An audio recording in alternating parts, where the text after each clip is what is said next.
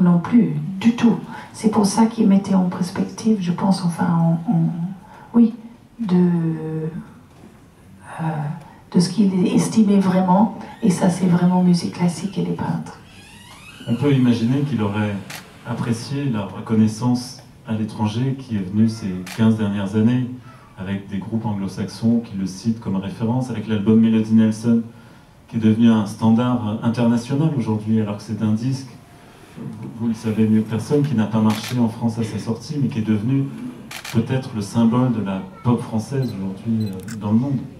Oui, Melody Nelson est vraiment une étrangeté, parce que, en effet, ça n'a pas vendu, mais je m'en souviens pas à l'époque d'avoir trouvé ça choquant que ça n'a pas vendu. Ça, je savais qu'il ne vendait pas. En comparaison de, je sais pas, le Normand, il y avait des personnes de la même époque qui vendaient beaucoup et lui ne vendait pas beaucoup. Mais Melody me semblait que c'était assez flagrant à la fin, tu sais, avec tous les tambours qui n'en finit pas à la fin. Pour mon frère et moi à Londres, on a cavalé partout, enfin mon frère surtout, dans tous les radios pour le mettre en avant, parce qu'on pensait que ça allait être un sidérant succès, que c'était évident. Alors là, pour le coup, et non, et non. Averti avait fait pour la télévision Melody Nelson. Oui, c'est extraordinaire ce film. Oui, oui. On va rendre hommage à Jean-Christophe Averti qui vient de disparaître. Oui. Oui. C'est totalement psychédélique, totalement avant-gardiste. Oui, et quand tu penses à le moment que ça a pris sur la télévision, enfin, comme si on était des best-sellers alors que c'était pas vrai, on a eu des occasions de se montrer beaucoup, alors pour le vente qui n'était pas énorme.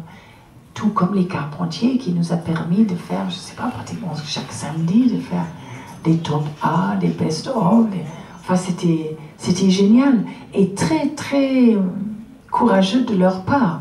Parce qu'à l'époque, j'étais connu d'être vachement dangereux.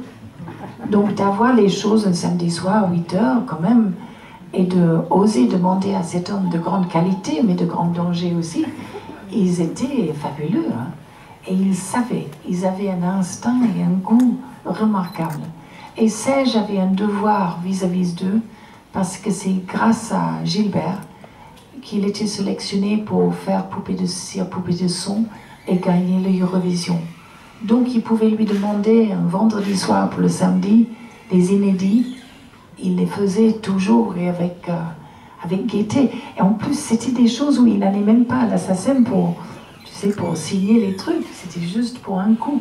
Et j'ai vu l'autre soir, j'étais en Bretagne, et il y avait une émission à 2 h du matin sur les Carpentiers, et il y avait Serge autour d'une marmite où les sauvages sont en train de bouillir les gens, et puis Serge était là en tant que... Comment ça s'appelle quand on bouffe les gens? Cannibale. Et il disait, oh, si c'est pour moi juste un doigt. C'était tellement drôle, tellement bien. Ben voilà, c'était des petits trucs qui passaient. Je ne sais pas s'il était avec Berger, je ne sais pas avec qui il était. C'était délicieux.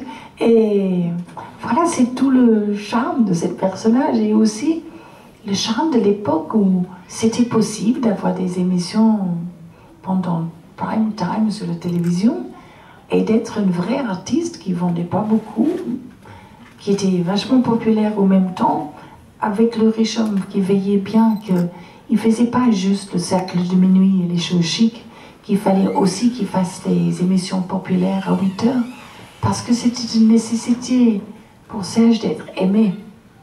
Donc c'était de connaître bien son caractère, de voir qu'il n'était pas pour une élite du tout.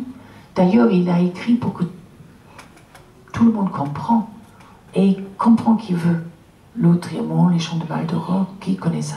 Ils s'en foutaient, il mettait ses références à lui, et puis c'était pas grave. Les gens comprendront pas. Oui, il se met des pistes un petit peu comme ça, oui. C'est vrai pour nous tous. Moi, à propos de cette image, justement, je me souviens